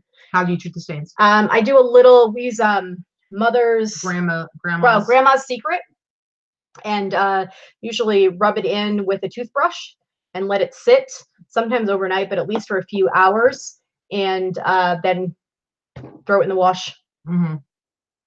Sometimes if it doesn't come out with that, it's generally not going to come out. Some of those grease stains. If it's all white, yeah, the grease stains are probably the worst. If it's an all white item or like, generally it's going to go in hot water with OxyClean. Yeah. All right. So, is it my turn? LaShawn McCoy. I don't know who that is. It doesn't mean shit to me, but sportsing. Yay. Rude. All right. I don't know if he's popular or not. I've never heard of him, but that doesn't mean anything. Rude. All right. Dawn dish soap does work for the greasy stains. And I tried that, like that sweatshirt, that Nike one. I did the Grandma's Secret. I did the Dawn a couple of times, and it doesn't always work, guys. I wish it did. I wish it did. Sometimes it does. It just depends. All right. So I got some T-shirts here. What do you have left? I have the rolled up things. The rolled up things. And then I have the picture you have. The picture. And I can skip this pile if you want me to. It's called Grandma's Secret. I don't know. It's just some sort of cleaning. Yeah, product. They sell it on Amazon. It comes in a 2-pack of bottles. I think you can get 1-pack too, but the 2-pack is like, I don't know, $10 or $12. It lasts us, both of us using it weekly. It lasts us about 6 months for 2 bottles. Yeah, I use it a little more aggressively, I will say. And then she goes, "How is this already almost gone?" She says it just like that. Yeah. So LaShawn McCoy, yeah, that's the guy. That's the guy number 29 for the jersey. I don't know. Is that the real McCoy? Hey, real McCoy. All right. So this is from Buffalo Exchange. Just a really cool Minnesota Twins. Again, this one is a Champions T-shirt, 1991 World Series. This is their American League Champions T-shirt. Didn't they win that series as well? I have no idea. Again, I'm asking sportsing. I'm asking our friends We have out some there sports fans who might know a little bit better. I just remember my dad's from Minnesota, and I remember watching them in the World Series. And Kirby, it was all about Kirby Puckett. He was on the Minnesota Twins team, and I remember watching that series. Yeah, the awesome brand from the dollar store works really well on certain stuff too, for sure. So again, this is an awesome T-shirt. I love stuff like this where it's actually dated. And again, this is how you learn your tags, guys. Over time, it takes a while, but over time you will learn your tags.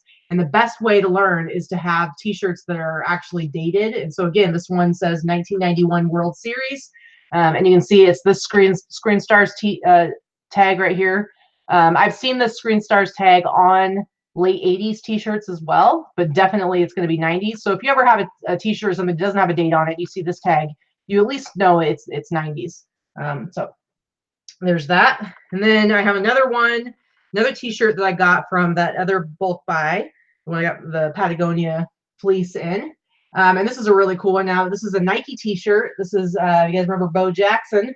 This is a cool Nike Bo Jackson T-shirt. And this is the Nike tag. This is what I call the Jordan era tag, because this tag was used in the late 80s and the early 90s. Made in the USA. I don't remember. This isn't actually dated. I don't remember when Bo Jackson was all of the thing. Was it late 80s and early 90s? But that's going to help me narrow it down.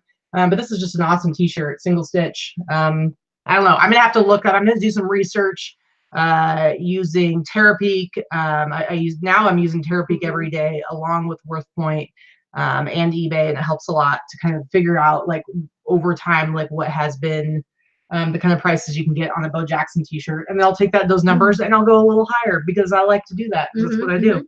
So Mindy asked, do you wash all of your clothing? No, I do not.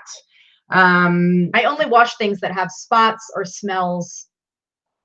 Yeah. Otherwise, and I don't consider like the Goodwill spray smell a smell. Whatever, it is what it is. Yeah, if it visually looks clean. If it visually looks clean, doesn't smell like an ashtray or something like that, doesn't have a funky smell to it. If it has a funky, and I have a sensitive nose, if it has a funky smell, I'm washing it.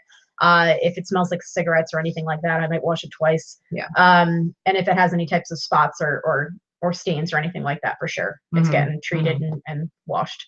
Yeah. So we probably have a handful of things we wash every week, but not everything. Yeah, I'm loving Terapeak. I wish we'll do a show sometime in the near future. We're waiting for some Terapeak people to get back to us with some of the features that they've been working on. They're in the middle of changing some things, so we want to have that information before we share it with you guys in depth.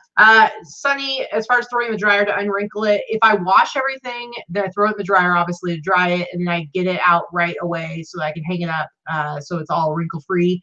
The stuff that I don't wash, I do spray it. I spray each piece as part of my process. I spray each piece with the de-wrinkle stuff. What's the brand? Downy. The Downy Wrinkle Release, which I water way down because the bottles cost like $7 for a big bottle, but I can make that big bottle last for like a month because I water it down big time because I don't want it to smell too strong.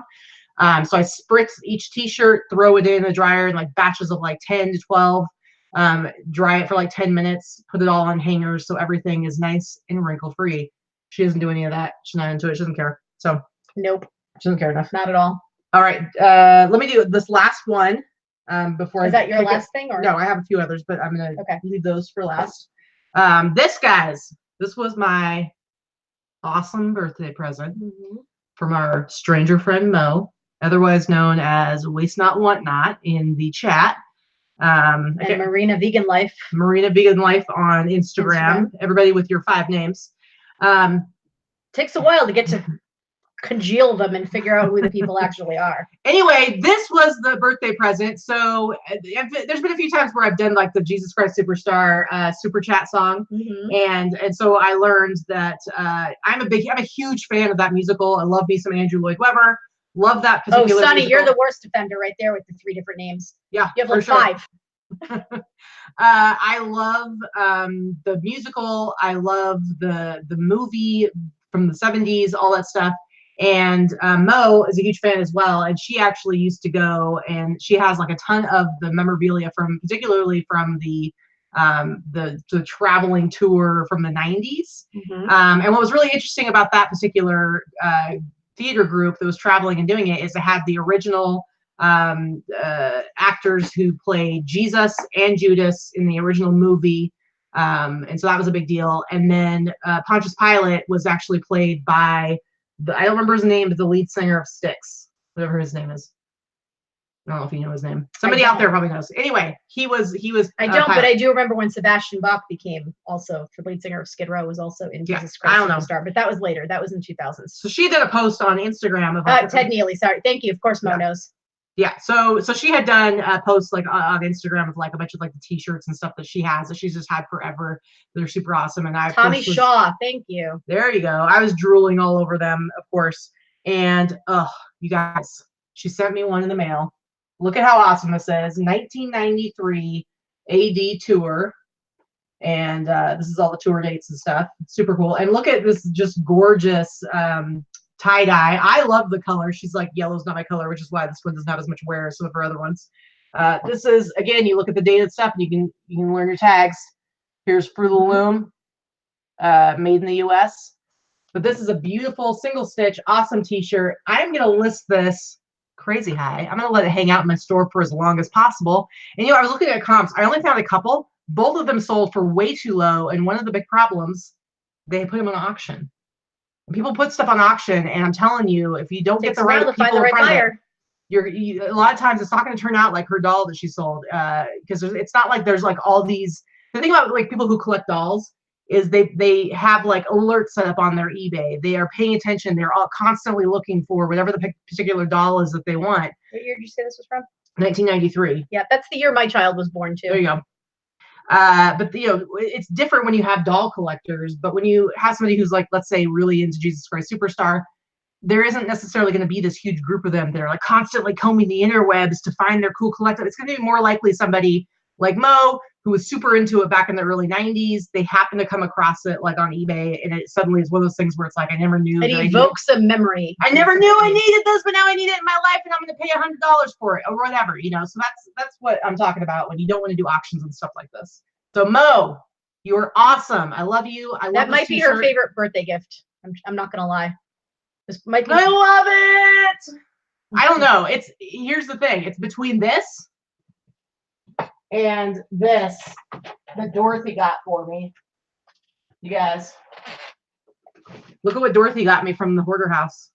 It is an ET clock. It's actually an alarm clock. Sorry, I'm trying to like turn it so it's not like super bright. It's amazing. When the alarm goes off, the finger lights up. The head actually like goes up, and it like makes a beeping. I still haven't figured out how to set the alarm, but I'm gonna be woken up by freaking ET one morning. I can hear it now. Anyway, I'm super excited about. So these two were my favorite gifts. I'm super excited. I've already got my pictures and measurements and everything done, so I can get this listed in the next couple of days. But I'm super excited about it. So okay, so now we got Lady Luck Junk is Danica, who was Glow on here. I'm never gonna remember this. See, you all have 75 names. I'm telling you, this is gonna be difficult. You better be wearing your name tags at open. Yeah. And you're not gonna just sneak a hug. You better come and right up and get a hug at open. And Greg, I might just grab you by the hand and you're gonna hang out with us the whole week. I am super excited to meet you because I have a feeling that we are gonna be good friends. Yep. Because I think you're the bomb. All right, so did you just call him the bomb? I did. I'm sorry, I'm old. I think you should say he's the bomb diggity. I'm not gonna say that. Just not gonna say it. Sunny, yes, I have some chocolate. Thanks for reminding me about my Aero bars. I'm gonna have to have one tonight. She'll have one tonight. I will. Okay, so these came from the lady that brought everything to our house. What's her name again? Karen. Karen. I'm not gonna do it. I'm not gonna do it. It's not like, hey Gina. Karen, yeah. Anyway, so these were a bunch of shirts. 1, 2, 3, 4. There were probably 5 or 6 downstairs total. I don't know what I paid for them. What I paid for them? I honestly went through everything that I got from her and did $5 a piece. Okay. So these are this brand Cool. It's kind of a KUHL. It's a really good brand. So these were all $5 a piece. A bunch of shirts and they're all like practically new. They look. I've got 5 or 6 of them at $5 a piece. These sell for at least $40 used. Yeah. So this is like a high-end outdoors brand. So like generally people who have a little bit more disposable income and do a lot of stuff like rock climbing and hiking and stuff like that, kind of. Like if you ever come across the pants, they have like jeans that have like the reinforced knees. They have Kevlar in them, a lot of them too. So they also have riding pants, like motorcycle pants and bike riding pants that have Kevlar in them. No pants, but got a bunch of the shirts, $5 a piece, and I'll sell them for $40 a piece, so which for me is a good return. I grabbed those for her because like pants, I also those are button-down shirts. I'm not really that into button-down shirts. So bread and butter stuff. And then the other thing that I picked up at the thrift store was this really nice. They were actually sleeping this week, I think, because this was only $18. And it's a nice North Face down puffer bomber jacket with like the faux fur. It's a small, but I paid $18, and I think I'm going to sell it for about $75, not more. If it were longer, it would sell for more. The long if down it were would sell for more. The men's down jacket, and if it were men's, it would sell for a couple hundred. Yeah. Jinx. So, Allison says, "Hey, whoa! I maybe add a couple more woes. Let's wait to announce the favorite gift."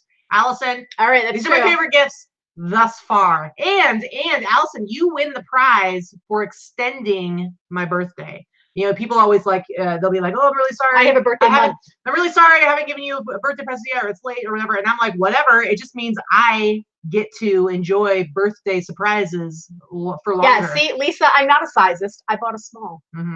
She almost didn't buy it, though. I just want to say that. True. It's true. Not going to lie.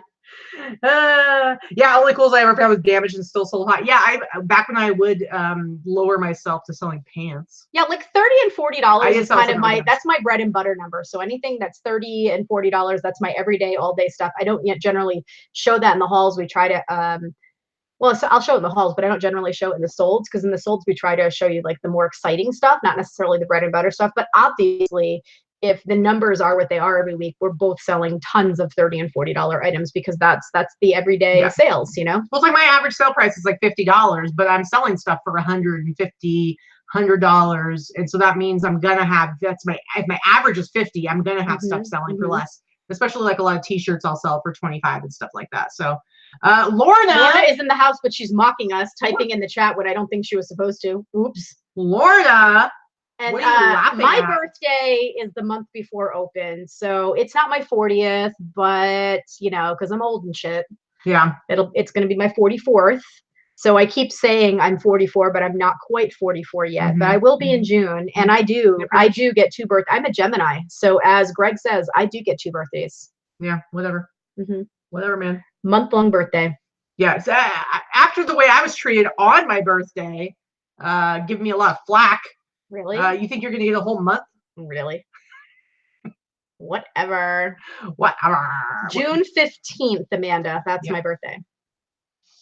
So, are we gonna your last little haul? I have my t-shirts. Yeah. Do you want me to do those first? Yep, and then we can do my last little batch of things. Grab this real quick. And Lorna will be with us on her birthday, because her birthday falls on what day of the week is it during open? Yep, Sunny, June 15th is my birthday. All right, what did I do with that? I lost something. That's all right. Amanda, see, we'd be besties. Yeah. She's a crazy Gemini too. Yeah. Cool. Okay, so I'll show you my last little t-shirts here. And the 40s, you're at the top of your game. That's true. I'm having more fun in my 40s than I did in my 30s. I'm going to say my 30s was probably my toughest decade. My 20s were a lot of fun. My 30s were a lot of change and growth. So far, I'm liking my 40s. My 20s were rough. My 30s were overall pretty good. Okay, so we went on my birthday. We did go and do some garage sales, and for the most part, you know, I usually just assume I'm not going to find much, because it's really hit or miss as far as like clothing goes, especially the type of stuff that I want to buy. We did go to this one particular garage sale. I believe the woman's husband had very recently passed away. 6 months and before. So she was finally like kind of selling a bunch of his stuff.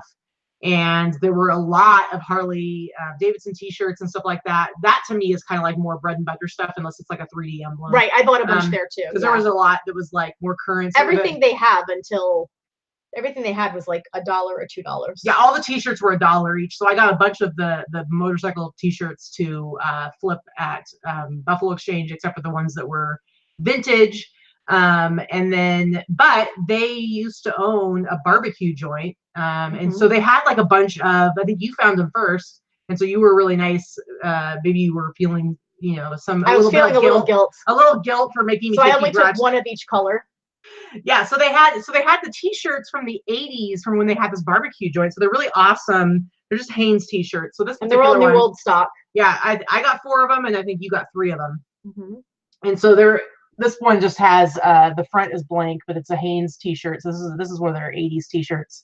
But this one's on the back, so it says Mama Lou's, that's barbecue. And so this is just a really cool. I love stuff like this. I think it's cool. So we got a bunch of these, and then I'm like chatting with her, and I'm like, "Hey, do you have any more of these t-shirts?" And she was like, "No, but I think I have hats."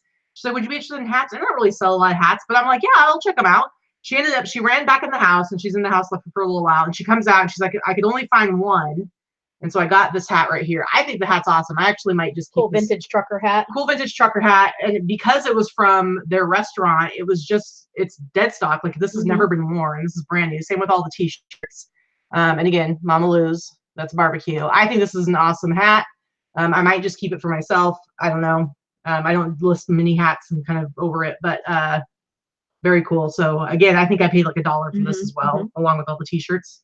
So we did get some good stuff from there. I love it when you meet people. That's the one thing that is really cool about garage sales, is that you actually get to like chat with the people and they get the story. You get more of a story. They were really nice. There was a young, an older woman whose husband had passed away, and then her friend was there, and it was real cute because at one point she went back in to get the hat for Katie, and the other woman that was there was like, "Is she okay?" And we're like, "Yeah, she just went to go get some." She's like, "Okay, because it's kind of overwhelming to be selling all this stuff. I just went through this last year when my husband died, and I just want to make sure she's okay." And it was very sweet. It was really sweet. She was there to help her and kind of take care of her through the process. Yeah. But she was not emotional. She was okay. She was that we could see. Yeah.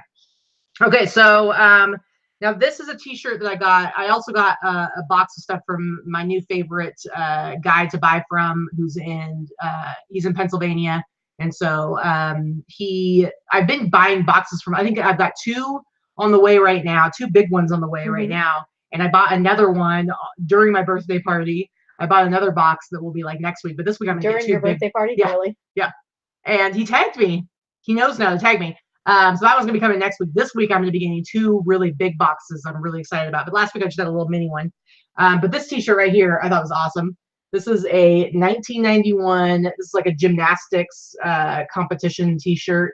So Pennsylvania State. So it must have been like state competitions or whatever. But it's just a really cool. I love stuff like this. I love stuff that's like from a specific event, vintage. Because in my mind, I'm just like either somebody who is actually from Pennsylvania who actually did gymnastics like in the early 90s. They're going to see this and want to get it. Or somebody like we have a friend, my friend Kinsey, her daughter is doing gymnastics right now. You know, somebody who's just like gymnastics is their life and they want something vintage. They'll just think it's really cool. So it speaks to me. I love it. I love that kind of stuff. Sorry, guys. Oh, I'm sorry. Okay, I'll move it a little faster.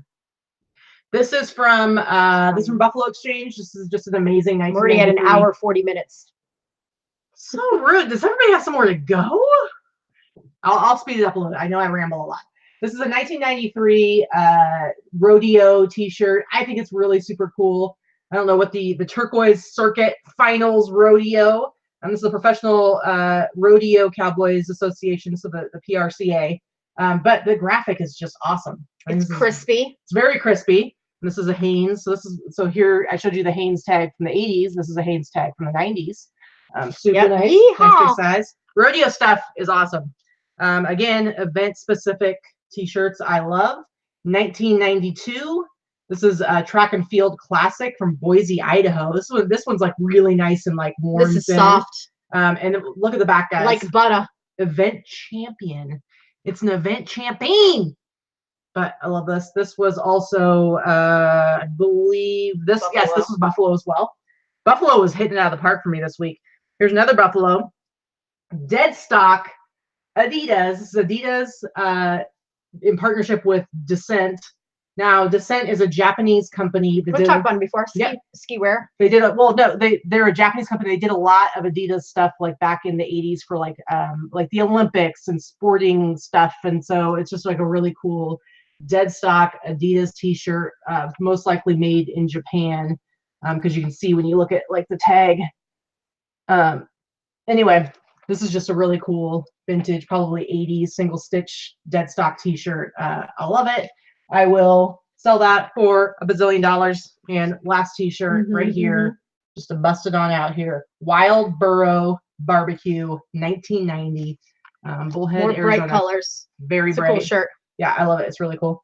And here's Hanes. Again, I was telling you, this Hanes tag, usually it's an 80s tag.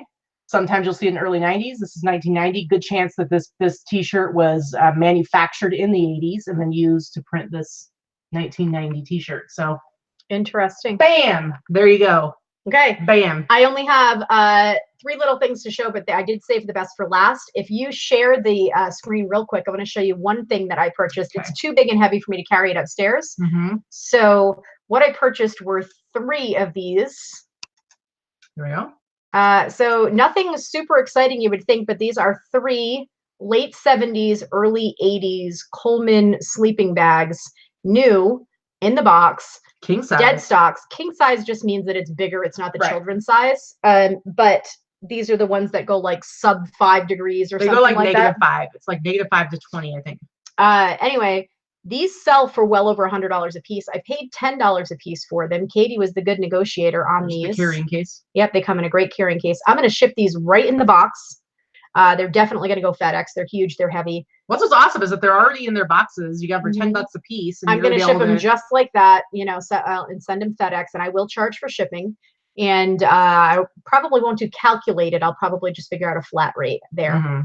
And so I was pretty excited about these. So these are going to sell for, I'm guessing I have to do a little bit more research, but new, probably about between 125 and 150 a piece. And people are getting ready to make you sweat sleeping bags. People are getting ready for hiking season and stuff like that. They're like the flannel lined and all that stuff. I don't like buying used sleeping bags unless they're children's, because they kind of skeeve me out, because people keep them in their garage and they could have bugs in them, and I don't buy them at garage sales. They gross me right out. Actually, no one's going to use this for hiking because it's too heavy, but definitely for some vintage camping. Yeah, and you should go camping. Yeah, no, I don't go camping. I go camping once a year at the campsite where I'm a camp counselor for children, and it's only because of the kids. Otherwise, no. Now, Craig wants to know. Will I take them out for photos? Absolutely not. I don't think you need to. You got the pictures. I've got the picture there. I'll take more photos than these. These are not my listing photos, but I'm not going to, no. Who the hell could ever get the stupid thing rolled up good enough to put it back in the case? If you can do that, that's like folding the fitted sheet. That's pretty fun. You are from the devil. Yeah. So, right. Is that it for this? Yeah. All right. Stop and screen share. I'm trying to find, there was one other thing I had that I can't find it now. But yeah, I go glamping except for that one week a year. It's not glamping. Yeah. Plus, I have a bunch of friends that sell RVs, and a very good friend that owns an RV dealership. So I'll just borrow an RV if I want to go. I do have one more thing I'm going to show after you do that, because it's really cool. But okay, so the last thing that I'm going to show is the same garage sale that was at this older woman's home. I grabbed a bunch of, Katie found these actually when I was looking at stuff. So the good thing about bringing her, she's a good scout for me. Apparently I'm good at negotiating. I helped her pay half of what she would have paid for the sleeping bags. And then I did some spelunking. These were like all off to the side. And I went and so they are definitely rolled and not in fantastic condition around the edges. But these are vintage, true vintage, Led Zeppelin, velvet flocked, blacklight posters. I paid $1 a piece for them. Not even that. You paid less than $1. I probably $5. We added $5 onto the price. Yeah, these sell for at least $100 a piece. I have 2. Even in this kind of condition, they'll sell for at least $100 a piece. You're going to put them in a frame. How do we decide who gets what? Craig, I am the only one that buys everything. She only buys men's clothing and mostly vintage men's clothing. Yeah, I only do men's clothing. And so basically when we're out together, if I find something that I know she will sell that I'm not interested in, I will help scout it out for her. And especially when we're doing yard sales, because for the most part, there's not going to be a whole lot for me. More vintage Led Zeppelin. These are from the 80s, but they're still worth a bit. They're still worth about 40 or 50 bucks a piece. The 80s ones. If they were from the 70s, they'd be worth more. Yeah. Let's see. And then this one I can't find anywhere, and this is from early 80s. This is a door poster. Not the Doors. It's a Led Zeppelin poster. It's the Stairway to Heaven Led Zeppelin poster. Sorry it's so loud, but it's door length. You know, so it's actually a pretty nice condition, this one. This one was not hung. Yeah. It's got the roll marks, but it doesn't have all the crap at the on the edges. Yeah. So these are going to sell for pretty bit. And I probably have another 5 or 6 of them downstairs. Well, yeah, and you got Hellraiser 3, which I don't know if you looked that one up. I don't know. I don't know if it sells. They're dusty. They're dirty. I'm not going to lie. They're dirty. They were in someone's garage and she had them in a bin. So they're dirty, but I'm just going to wipe them down with a cloth, dry cloth, and try to put them under glass to take a photo, or something flat to take a photo of them. But yeah, they're in real good shape. So that's probably my find of the, I mean, I paid less than $1 a piece for 8 of them. I paid $5 for about 8 or 9 of them. And you know, the cheapest ones will sell for 50 bucks a piece. Yeah, for sure. So that was my good score of the week. I'm super excited. And it was because of her. She totally found them. They were hidden on the side of the house near the tools. Well, what happened is there were a bunch of, it looked like there were a ton of posters in this tub right in the middle of the driveway. Right. And I looked at those she looked first. at like a couple of them. And then she said, like, she's like, I would love to look through all these posters, but I just don't have time. And it turned out most of them were actually building plans. But then I saw, so she had already like looked a little bit. And then I saw these ones like around the corner on this little side yard. And they were kind of like just on the ground. And so that's why I started looking through those. But okay, I have one more thing I want to show. And one of the reasons I want to show this is because I tried looking for comps and I actually haven't been able to find anything like this. So I don't really know anything about it. So hats, I don't really buy hats. They're just kind of boring to list. But this particular one came in a bundle buy from the same guy that I got the Patagonia jacket, fleece jacket from. And this was one of the reasons why I wanted to buy this bundle, is because it was just so super cool. But this is, I have to do a little bit of work on reshaping it. It's the police. And it's actually, it's dated. It's got the date right on it. And it says 1982. That's an early police hat. There you go. So it says 1982. Wow. And it's actually in really good condition. It's a little bit crunched up because it's mangled, but it's actually in really nice condition. And so I'm going to have to do a little bit. Unfortunately, like there's nothing. This is really floppy right here. But I just need to like do a little reshaping on it. Yeah, we have a mannequin head. But it's in amazing, amazing condition. The police, but let me tell you guys. Damn, Gina. Trying to find a police hat when, first of all, there's like, you have to wade through. The band. Yeah, the band. You have to wade through a bazillion police hats. Right. Vintage police hats. Mary says a steamer. I would say you put it on the mannequin head and steam it while it's on the mannequin head and then leave it there overnight.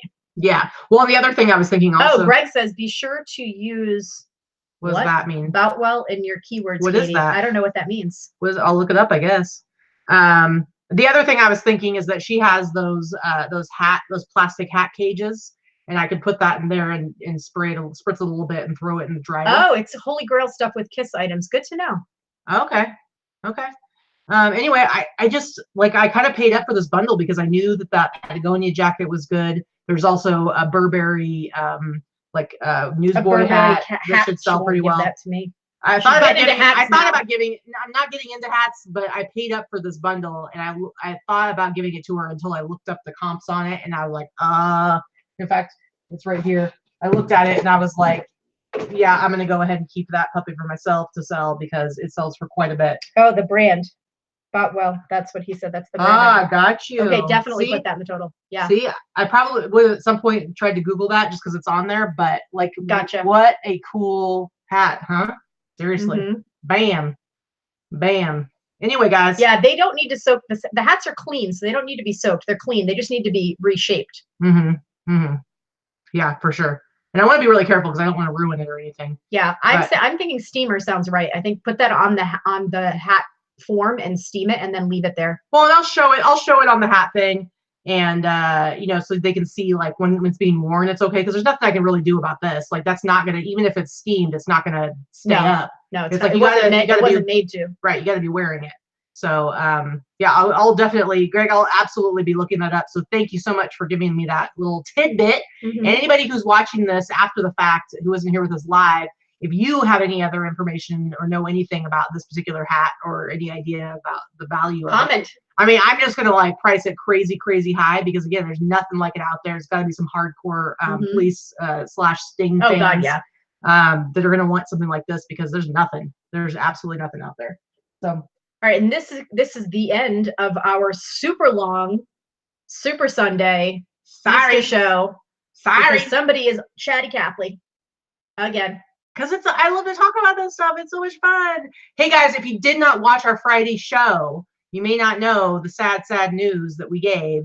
We are no longer doing regularly scheduled No Pants Friday shows. That does not mean No Pants Friday is going away forever. We will do them. We'll do them occasionally, just as bonus shows, probably about once a month, and they'll probably end up being more often than not No Pants Friday after dark. If we're home, we'll do a show because it's just we love you. Yeah, but it's just having all of these regularly scheduled shows every week. It makes it hard to get to our real work.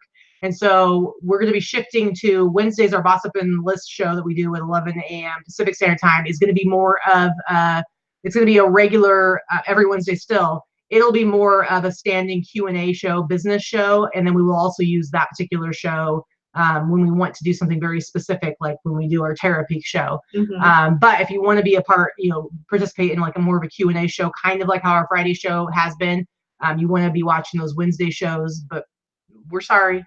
No Pants Friday is no longer going to be a regular show, but we kind of had to do. There was just a little bit. 3 shows a week was just a little bit too much. We love you guys. We love doing the shows. It just got to be a little bit too much in the middle of the work day. And Friday, we love to go garage sailing. I especially she loves to go garage sailing.